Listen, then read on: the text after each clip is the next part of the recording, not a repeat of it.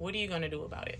That's the question that Mia asked Izzy, who's the black sheep of her family, when she got suspended from school. Now, a little bit of context for this story. Izzy, no one really pays attention to her. They just watch her actions, watch her destructive habits, watch her spiraling, and everybody's just like, oh yeah, she's crazy, she's crazy. But nobody ever asks her questions. Nobody ever wants to know why she does the things that she does. So in this particular instance, she's suspended from school. She comes downstairs, she's moping around. Mia is there, and long story short, Mia is their tenant, and she lives in a home not far away from them, but their mother insists that Mia also come and be a housekeeper for them because she's trying to help Mia.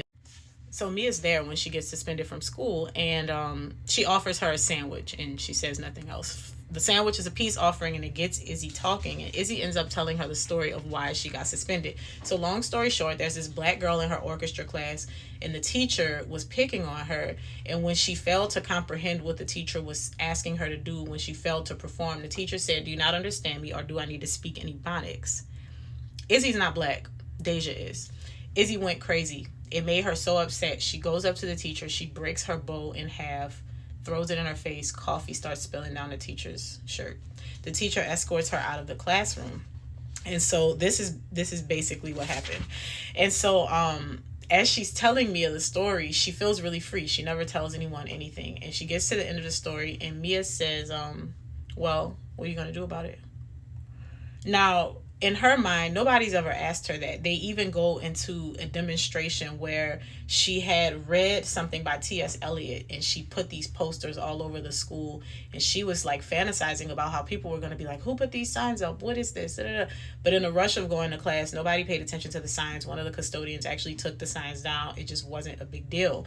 And so then it goes into talking about Izzy and contrasting her from her brothers and sisters. And remember, I said one of my favorite things about this book is the parallels and juxtapositioning between characters, and between just like things that happen, the people, the structures, classism, all these things. And so it made her think of her older siblings, Lexi and Trip, and everyone like them, which of course to Izzy felt like everyone. So concerned about wearing the right things, saying the right things, being friends with the right people. She had fantasies of the students whispering in the halls, those signs, who put them up? What do they mean? Noticing them, thinking about them, waking up for God's sake. But in the rush before first period, everyone funneled past them and down the stairwells, too busy passing notes and cramming for quizzes to even glance up at the bulletin boards. After the second period, she found some dour security guard had torn the signs down, no doubt perplexed by these missives, leaving only flyers of youth ending hunger, model UN, and French club. The second week of school, Miss Bellamy had asked them to memorize a poem and recite it in front of class. Izzy had selected This Be the Verse, a poem she felt, based on her 14 and a half years, summed up life quite accurately. She had gotten no farther than they F you up, your mom and dad, before Miss Bellamy had told her to sit down and given her a 0. What was she going to do about it? The very idea that she could do something stunned her.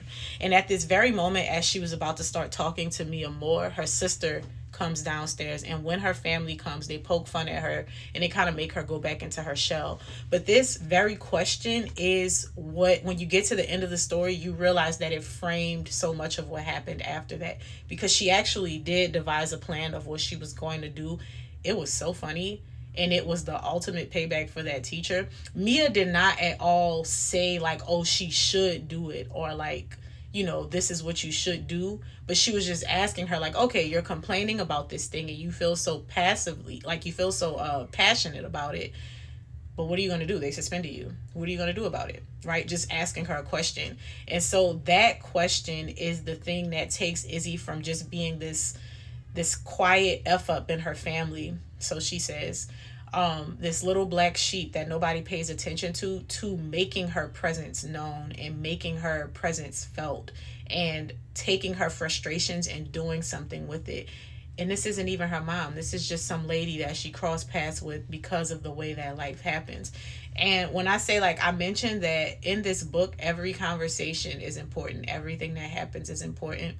And this was one of the first instances, like the first really big instances of that happening. But ask yourself that question, like, what are you going to do about it? Don't be a person who is complaining. And I'm not encouraging you to seek vengeance or revenge, but I'm saying in life beats you up. That's just part of it. Sometimes things happen.